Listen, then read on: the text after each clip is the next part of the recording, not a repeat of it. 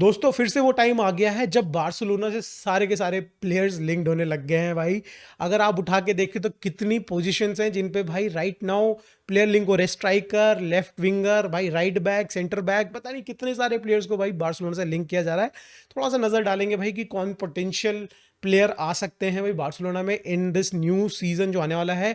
उससे सिवाय भाई थोड़ा सा नजर डालते हैं, एक अच्छी न्यूज़ आई है बार्सिलोना के मैनेजर से रिलेटेड, हंसी फ्लिक से रिलेटेड, उसके ऊपर बात करेंगे।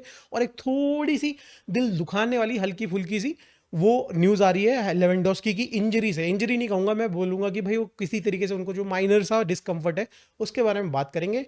तो चलो शुरू करते हैं सबसे पहले भाई हंसी फ्लिक की न्यूज़ के साथ, खुशी के साथ भाई।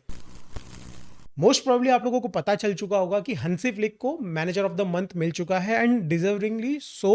भाई बंदे ने लिटरली जनवरी से एक मैच नहीं हारा और जो भी मैचेस उसने ड्रॉ करे हैं भाई, अगर या तो वो यूसीएल से रिलेटेड हैं या तो भाई वो हमारे बात करी जाए तो कोपा डेल रे से रिलेटेड है भाई। इसमें ला लीगा में तो लिटरली उसने गेम ड्रॉ भी नहीं किए, भाई सारे के सारे गेम्स जीते हैं। और भाई जीता है तो भाई मिलना भी चाहिए अवार्ड लिटरली उसको, और उसको मिला है भाई। अच्छा मतलब अच्छा मेरे को लग रहा है कि मतलब ये जो जनवरी से अभी तक का, मार्च तक का हमारा जितना भी टाइम बीता है एज अ फुटबॉल जो हमने खेला है वो काफ़ी बढ़िया खेला है हम लोगों ने। और बिल्कुल भाई हंसी, और एक चीज़ नोटिस करनी पड़ेगी भाई, जितने भी चेंजेस हंसी फ्लिक करता है वो वर्क करते हैं भाई, लिटरली वर्क करते हैं। हम लोग भले कितने भी क्वेश्चन कर ले भाई कि क्या कर रहा है, क्यों कर रहा है भाई, क्यों नहीं लामिन यमाल को बैठा देता, क्यों नहीं कुंडे को रेस्ट देता, रफीने को क्यों रगड़ रखा है, मगर इन दी एंड भाई रिजल्ट्स ला के दे रहा है बंदा। ठीक है, आप बात करी जाए कि भाई वो एरिक गार्सिया गार्सिया भाई ग्रासिया क्या क्या बोलते रहता हूँ, एरिक गार्सिया को भाई वो इंट्रोड्यूस करता है फरहान टोरेस की जोड़ी के साथ, और 2 बार भाई बंदा, 2 बार ये दोनों के दोनों प्लेयर्स आते हैं और गेम चेंज कर देते हैं लिटरली भाई। तो भाई काम कर रही है भाई, सारी चीज़ें काम कर रही है, और भाई मिलना भी चाहिए मेरे हिसाब से। तो मैनेजर ऑफ द मंथ का जो ये अवार्ड उसको मिला है, बिल्कुल सही बात है। और आई बिलीव सो यहाँ से उसको नया जो भी एक्सटेंशन है भाई, बार्सिलोना का जो कॉन्ट्रैक्ट है, आई डोंट नो अभी कितने साल का उसका कॉन्ट्रैक्ट है, बट सुनने में आ रहा था कहीं ना कहीं भाई, ये भी सुनने में आ रहा था कि हंसी फ्लिक ने और उसके इंटरनल जो जानने वाले लोग हैं उसके जो कोचिंग स्टाफ में, उन्होंने ये कहा था कि बार्सिलोना की जो जॉब है इसके बाद वो कोचिंग नहीं करने वाला है। तो भाई अगर ऐसी बात है तो थोड़े दिन और, थोड़े साल और भाई हमको चाहिए कि भाई हंसी फ्लिक खेले, और जैसा फुटबॉल भाई हम लोग जो फुटबॉल प्रेमी है ना दोस्तों, ऐसा फुटबॉल अगर खिलाएगा ना भाई तो मुझे नहीं लगता है कि भाई अब मतलब कहाँ रह जाएंगे भाई छोटे मोटे क्लब के फैंस भाई। अब तो भाई सारे के सारे बार्सिलोना को देखने लग जाएंगे जिस तरीके की फुटबॉल हम लोग खेल रहे हैं। Let's move on towards Lewandowski की जो माइनर इंजरी, या फिर कहा जा सकता है कि वो जो डिस्कम्फर्ट से गुजर रहा है उसके रिलेटेड एक अपडेट आई है। खुद इंटरव्यू में भाई एक्सेप्ट किया है लेवेंडोस्की ने कि पिछले 2-3 गेम्स में वो इस डिस्कम्फर्ट के साथ वो खेल रहा था, हल्का फुल्का पेन था उसको, तो मतलब वो फुल पोटेंशियली अपने आप को खुद भी नहीं अनलॉक कर पा रहा था। तो ये देखने में आ रहा है कि अब लगता है कि मोस्ट प्रोबेबली वो आने वाले 2 गेम मिस कर सकता है। दैट मीन्स कि वो हमारा ओसासुना का गेम नहीं खेलने वाला है। Eight the same time I think Girona का जो 30th को गेम होगा उसको भी नहीं खेलेगा। मेरे को ऐसा लगता है कि दोनों गेम को उसको आई थिंक फरहान को चांस मिलना चाहिए। And the more important game is which is against Atletico Madrid भाई, उसके ऊपर उसको फोकस करना चाहिए। तब तक अपनी जो भी उसको छोटा मोटा नॉक है या फिर डिस्कम्फर्ट है उसको रिकवरी कर लेनी चाहिए। तो यहाँ से मूव ऑन करते हैं, लेट्स टॉक अबाउट भाई बार्सिलोना के जो मैक्सिमम प्लेयर्स हैं अभी राइट नाउ। वो एक इस मोमेंट पे अगर बात करी जाए साउथ अमेरिकन को छोड़ दिया जाए तो आई थिंक सारे के सारे प्लेयर्स आ चुके हैं। लेवेंडोस्की को छोड़ दिया जाए तो मेजरली पेड्री, ओल्मो, आपके जितने भी अंडर 21 प्लेयर्स थे, फ्रैंकी डियोंग, ये सारे के सारे प्लेयर्स वापस से बार्सिलोना को ज्वाइन कर चुके हैं। और अच्छी न्यूज़ है भाई, ये सही न्यूज़ है कि एटलीस्ट कोई भी बंदा, इनमें से कोई भी बंदा इंजर्ड नहीं हुआ है। तो दैट मीन्स कि भाई अब हम लोग फोकस कर सकते हैं अपने आने वाले बड़े क्रूशियल 5 मैचेस जो कि 14 दिन में हमें खेलने हैं। If we talk about Barcelona के जो टारगेट्स हैं भाई, इस बार बहुत सुनने में आ रहा है कि बार्सिलोना के पास कैश आ चुका है भाई, पैसे वाली बात हो गई है। मतलब अब भाई बिल्कुल गरीब सा नहीं रह गया भाई, अब ऊंची बातचीत हो गई है मामला, ऐसा कुछ सुनने में आ रहा है भाई लिटरली। तो उसी के साथ ये भी सुनने में आ रहा है कि भाई left back, striker, centre back और राइट बैक, 4 पोजीशन में बार्सिलोना ने नजर घुमाई है, चारों पोजीशन में। सेंटर बैक का तो थोड़ा सा समझ में नहीं आता, वो ह्यूजन हीजन करके जो स्पेनिश बंदा है जो, तो उसके बारे में छोटी मोटी इंक्वायरी कर दी, but I don't think so कि भाई कहीं सीरियस है उस मैटर में। बट 2 पोजीशन जो मुझे लगता है कि ज़्यादा हम लोगों को सीरियस होना चाहिए, first of all striker end right back. कुंडे को रगड़ रखा है, आप भी मानते हो मैं भी मानता हूँ भाई कि कुंडे ने जितने मैचेस खेले, आई डोंट थिंक सो रफीना ने भी उतने मैचेस खेले हैं। काफ़ी मतलब ज़्यादा ही हमने ओवर यूज़ किया उसको, और एट द सेम टाइम भाई कहीं ना कहीं ये चीज़ हंसी फ्लिक को भी पता है और हमारे बोर्ड को भी पता है, तो दैट्स वाई उन्होंने डिसाइड किया है कि दो प्लेयर्स, अभी तो मतलब काफ़ी सारे प्लेयर्स हैं उनकी लिस्ट में, बट मेजरली दो प्लेयर्स की अभी रेस चल रही है, जिनमें है मोनाको के वेंडरसन एंड रायो वालोकाने के भाई रातियो पातियो करके जो भी नाम है। भाई देखो मेरे से नाम सही प्रोनाउंस नहीं होते, इन अंग्रेजों ने भाई हमारी नामों की छतिर एकदम बिल्कुल स्थिति खराब कर दी है, तो हम भी भाई इनकी ले सकते हैं, नामों की वाट लगा सकते हैं। तो भाई अगर बात करी जाए ना मोनाको की जो वेंडरसन है, मैं ऑब्वियसली बहुत ज़्यादा खेलते हुए मैंने नहीं देखा, राया वालों ने कहने वाले प्लेयर्स को तो थोड़ा बहुत देखा भी है।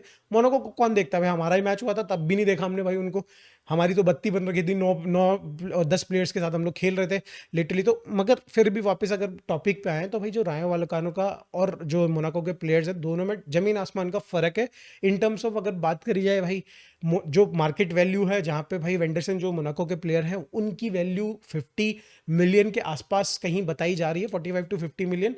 ऑन द अदर हैंड भाई बात करी जाए भाई जो हमारे रायो वालोकानो के मतियो रतियो, क्या भाई कैसे कैसे नाम रख देते हैं, रातियो, ये प्लेयर है, इनके 25 मिलियन की वैल्यू है।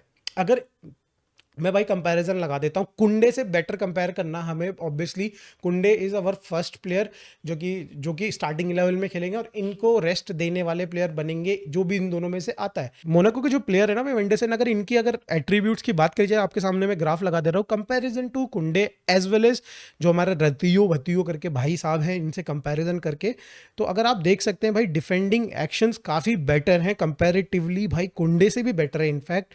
वहीं बात करिए ड्यूल्स में, ऑलमोस्ट दोनों की कैपेबिलिटी, दोनों के कैरेक्टरिस्टिक सेम ही दिख रहे हैं।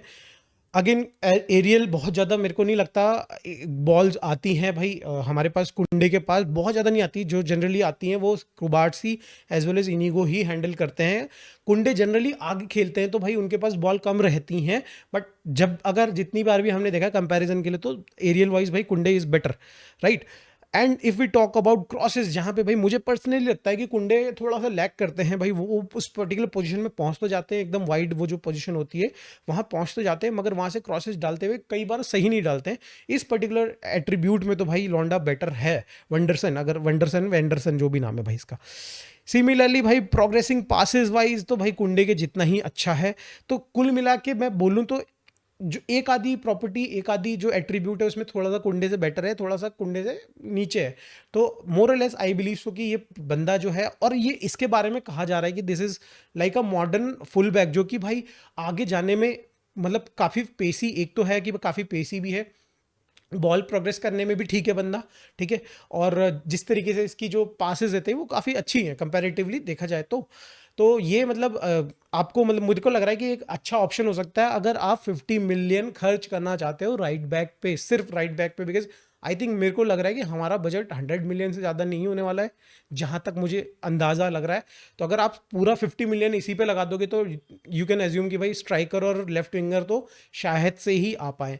तो इसके वजह से हम दूसरे ऑप्शन की तरफ बढ़ते हैं जो कि रतियो भतियो भाई साहब हैं। इनको अगर देखा जाए तो ओवरऑल ये उतने इफेक्टिव नहीं है, उतने अच्छे नहीं है, but as a second fiddle खेलने के लिए ये ठीक ऑप्शन है राइट नाउ। 26 ईयर्स है, 27 ईयर्स का भाई बंदा है, एज भी ठीक ही ठाक है राइट नाउ, बट जो उसकी बॉल कैरिंग वो जो कैपेबिलिटी है, उसके एट्रीब्यूट है भाई वो काफ़ी बेटर है कंपैरेटिवली हमारे कुंडे से। बट एक चीज़ है भाई उस पर्टिकुलर विंग में, उस जगह पे भाई एक बंदा है जिसको आई डोंट थिंक सो कि एक ऐसे प्लेयर की ज़रूरत है राइट नाउ जो कि उसके लिए साथ बॉल लेके चले, दैट इज लामिन यमाल। भाई अगर आप हाफ में लामिन यमाल को बॉल दे दो, उसको फिर आगे जाने के लिए आपको मतलब आगे बॉल ले जाने के लिए ज़्यादा ज़रूरत करने की है ही नहीं भाई। तो दैट मीन्स कि हमारे को एक ऐसा राइट बैक चाहिए जो कि रन्स बनाए उसके साथ, मगर बॉल लेके जाने की उसको मतलब खुद के अंदर चुन नहीं होनी चाहिए। हमने देखा Hector Ford is one of that guy जो कि बॉल आगे लेके जा सकता है, बट उसका लिंकअप उतना अच्छा लामिन यमाल से अभी हो नहीं पा रहा है। एक तो वैसे भी बहुत ज़्यादा गेम्स खेलने नहीं है उसने, मगर भाई कहीं ना कहीं हमें एक ऐसा प्लेयर चाहिए जो कि उसको सपोर्ट करे इन, बट ऐसा ना हो कि भाई उसके साथ ही बॉल लेके चल दे रहे आगे को। तो ये डिफरेंस है, बट कहीं ना कहीं मेरे को लगता है कि 25 मिलियन वर्थ में भाई I think this guy is okay. Rayo Vallecano से इजीली मिल भी जाएगा मैं रतोयो पतोयो करके जो भी भाई साहब है, और 50 मिलियन भाई थोड़ा सा ज़्यादा हो जाएगा, अगर थोड़ा सा भी कम करते हैं लाइक 35-40 मिलियन तक आते हैं तो I think that is still okay to me. But अगर ये हम लोग इतना खर्चा कर देते हैं ना भाई, 40 मिलियन तक भी अगर हम खर्चा कर देते हैं राइट बैक पे, तो हम लोगों को स्ट्राइकर तो आई थिंक भूल ही जाना चाहिए, 60 मिलियन में कहाँ आएगा भाई कोई ढंग का स्ट्राइकर। तो दैट मीन्स कि भाई लेफ्ट विंगर ही हमारे पास एक ऑप्शन है, और हमारे जो मेन प्लेयर है रफीनिया, उसको एज अ फॉल्स नाइन खिलाना पड़ सकता है। तो अगर बात करी जाए भाई लेफ्ट विंग में हमारे पास क्या क्या ऑप्शन है, अगर आप देखें तो लुइस डियाज बहुत नाम चल रहा है इस समय पे। लुइस डियाज पिछले साल तक मैं एग्री कर रहा था कि भाई it is a okay deal for me. Nico Williams अगर नहीं आ रहा तो Luis Diaz is okay deal for me, because पिछले साल भी मैंने उसका गेम देखा था, ठीक खेला था। इस साल तो उसने स्टार्टिंग में काफ़ी फाड़ के रख दी थी। ऑन द अदर एंड अगर बात करी जाए ना भाई निको विलियम्स की, तो देखो आपका लुइस डियाज 75 मिलियन की बात चल रही है, ठीक है। आई डोंट थिंक सो कि वो इतने का वर्थ इट है। 28 साल का वो है, हो चुका है, 2 साल 3 साल खेलेगा, बार्सिलोना के लिए ख़त्म हो जाएगी कहानी उसकी। तो इतना ज़्यादा पैसा इसमें लगाने से मेरे हिसाब से तो सेंस नहीं बनता है। On the other end 27 years का by the way. On the other end there is one another option Nico Williams, जिसको आपको ही पता है हमारे सारे प्लेयर्स जो स्पेनिश टीम में खेलते हैं उनको बहुत पसंद है भाई निको विलियम्स, और अच्छी केमिस्ट्री भी जमती है। 60 मिलियन की उसका पिछले साल तक रिलीज क्लॉज था, शायद से इतना ही अभी भी होगा। मगर उसकी एक कंडीशन है कि भाई मुझे खिलाना है, स्टार्टिंग 11 का प्लेयर बनना है। दैट मीन्स कि मुझे हर बार गेम स्टार्ट मिलना चाहिए, जो कि भाई मेरे को नहीं लगता है कि बार्सिलोना में आके, आई डोंट थिंक सो इवन भाई लामिन यमाल या फिर आप मतलब कोई भी प्लेयर हो भाई बार्सिलोना में आके आप इस तरीके से नहीं बोल सकते कि भाई आपको मिलना चाहिए। भाई it's depends upon your form, coach के भाई प्रेफरेंसेस पे डिपेंड करेगा और आपके फॉर्म पे डिपेंड करेगा। आप हगते फिरोगे भाई उस कोने में और आप चाहोगे कि भाई हमको खिलाया जाए, तो दैट इज़ नॉट पॉसिबल। मगर भाई बंदा अच्छा परफॉर्म किया, अभी जो ये नेशन लीग हो रही है भाई ठीक खेल रहा है मेरे हिसाब से, तो we can go for him obviously. 23 साल का है, एक आधा साल उसको भाई बार्सिलोना का समझने में ये सब चीज़ों में लगेगा। आई बिलीव सो कि ग्रोथ के चांसेस बहुत ज़्यादा है यहाँ से यार इस बंदे के लिए। और at the same time like 27-28 में जब आपको लगता है कि बंदा मार्केटेबल हो चुका है, तो you can sell him also 5 साल अच्छे से निचोड़ने के बाद। तो मेरे को लगता है कि दिस इज़ द वन जो कि deal I will prefer Nico Williams की, अगर मेरे जेब में 60 मिलियन यूरोज होंगे तो। There is another option Lookman का, जो आपको पता ही है कि बंदा वर्सेटाइल है। आप भाई लेफ्ट बैक खिला लो, फॉल्स नाइन भी खेल लेता है भाई, सेंटर अटैकिंग मिडफील्ड भी खेल लेता है, तो आपका मिडफील्डर भी खेल लेता है।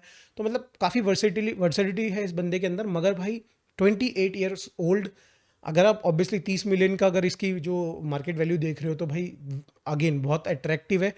क्विक फिक्स है अगर आप देखें तो लेफ्ट विंग पे। बट अच्छा एक चीज़ फ़ायदेमंद है भाई हमारे लिए, अगर हम लोग लुकमैन लेते हैं, विच इज़ कि हमारा बाल्डे जो है वो अगेन भाई काफ़ी ज़्यादा वाइड खेलने वाला प्लेयर है, बहुत आगे जाता है। तो जो हमें एक ऐसा विंगर चाहिए जो कि इंटीरियर्स में आके भाई चांसेस क्रिएट कर सके, बना सके और at the same time finish कर सके। Lookman is that kind of guy, Nico Williams is also that kind of guy. और थोड़ा सा मैं कहूँगा कि भाई लुइस डियाज जो है वो थोड़ा एक्सटीरियर से ज़्यादा बॉल, एक तो क्रॉसेस ज़्यादा डालता है और काफ़ी वाइड जाने के बाद अंदर आता है। तो मेरे को ये लगता है कि मतलब कहीं ना कहीं इन दोनों प्लेयर्स में से भाई लुकमैन वो प्लेयर है जो कि इंटीरियर्स में ज़्यादा खेलना पसंद करता है। And Balde can basically obviously take that role कि भाई वो जाके आगे आगे आपके लिए क्रॉसेस बनाए। तो लुकमैन इस सिनेरियो में तो बेटर है। बट 28 ईयर्स ओल्ड, 3 साल 2 साल के बाद भाई वही कहानी आ जाएगी कि गले की फंदी ना बन जाए कहीं बंदा। But obviously you have invested very less amount, 30 million लगाए हैं, अगर आप सेल भी करते हो तो 20-25-30 मिलियन तो ऐसे ही निकाल लोगे। तो I am pretty much confuse over these 3 options. तो मुझे आप लोगों से ये क्वेश्चन पूछना है, आप लोग इन तीन में से कौन सा प्रेफर कर रहे हो? अगर आपके पास 100 मिलियन है तो will you go for the right back जो कि भाई 25 मिलियन का मिल रहा है, फिर 40 या फिर 50 मिलियन का मिल रहा है, and then you will go for these one of these की जिसमें एक 70-75 मिलियन का भाई लुइस डियाज, 60 मिलियन का Nico Williams, and then 30 million का भाई आपका मिल रहा है आपको Lookman. Now let's come back to the striker, जहाँ पे भाई ऑब्वियसली अगर हम लोग लेट्स सपोज बीच का ऑप्शन ले लेते हैं लेफ्ट बैक में से, एंड 40 मिलियन का we take let's say Vanderson, तो it's like already we have touched almost touch भाई 100 मिलियन। तो मुझे नहीं लगता कि इसके बाद बजट है and we will be not able to like go for any striker. तो इस सिचुएशन में भाई हाँ, एक ऑप्शन यही बचता है कि आप लेवेंडोस्की को यूज़ करो मेन स्ट्राइकर, आप यूज़ करो रफीनिया को एज अ भाई फॉल्स नाइन और भाई लेफ्ट विंगर, एंड फिर आप फरहान को यूज़ करो भाई जब भी आपको लेवेंडोस्की को रेस्ट देना है या फिर भाई आपको खिलाना है डबल स्ट्राइकर, जिसमें भाई रफीनिया लेफ्ट राइट है फिर जहीं भी खेले भाई। तो मतलब कुल मिला के ये चीज़ सिचुएशन आ गई कि आई डोंट थिंक सो कि हम लोग लेफ्ट विंगर या फिर स्ट्राइकर में से एक प्लेयर पे जा सकते हैं राइट नाउ। जिस तरीके की अवेलेबिलिटी है स्ट्राइकर की, मैं तो भाई बिल्कुल भी बेट नहीं करूंगा, बिल्कुल भी आइसैक और भाई हालैंड के सिवाय किसी अदर प्लेयर पे बहुत ही ज़्यादा रिस्की शॉट लग रहा है। मगर भाई ये जो 3 ऑप्शंस हैं इनको हम देख चुके हैं। लुकमैन को हम देख चुके हैं, he is quite effective in terms of पैसे कम है। भाई लुइस डियाज को गेम देख लिया, वो गेम निकाल लेता है लिवरपूल के लिए। एंड देन निको विलियम्स को ये देख लिया एटलीस्ट कि उसकी केमिस्ट्री हमारी टीम के प्लेयर्स के साथ जम रही है। तो कुछ ना कुछ कनेक्शन से समझ में आ रहा है कि इनमें से कोई भी एक प्लेयर हम लेके आ सकते हैं। स्ट्राइकर के केस में बिल्कुल भी वैसा नहीं है, आउट ऑफ बजट या फिर भाई बहुत ही ज़्यादा क्वेश्चनेबल डिसीजंस हो रहे हैं। तो भाई आप लोग प्लीज़ सजेस्ट करो कि इन 3 पोजीशन में आपकी चॉइस कौन सी रहेगी, प्लीज़ कमेंट में बताइएगा ज़रूर। बाकी वीडियोस आती रहेंगी, बार्सिलोना की अपडेट्स आती रहेंगी आप लोगों के लिए। चैनल को सब्सक्राइब कीजिए, वीडियो को लाइक कीजिए। मिलते हैं दोस्तों नेक्स्ट वीडियो में, बाय।